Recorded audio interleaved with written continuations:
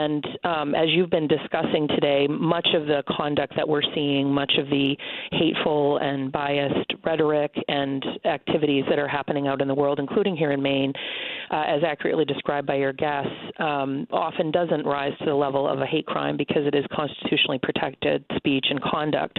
So another role that we play that we take very seriously, and that this Department of Justice, I think more than any other in the past, has encouraged U.S. attorneys and their offices to do, is to get out into the community, to talk to folks about what hate and bias they're perceiving and what experiences they're having that cause them to feel unsafe. Because, make no mistake, just because it's constitutionally protected doesn't mean that it doesn't have and cause irreparable harm to whole communities, including here in Maine.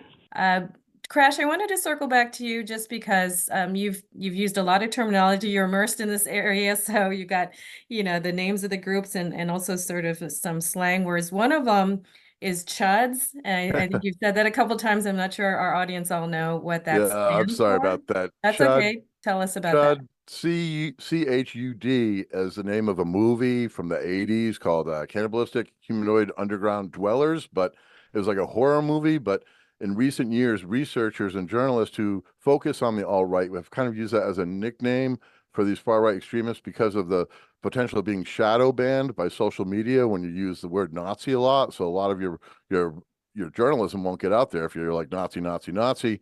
So chuds is an appropriate way to use it. It's a kind of a shorthand for calling out someone for being a Nazi.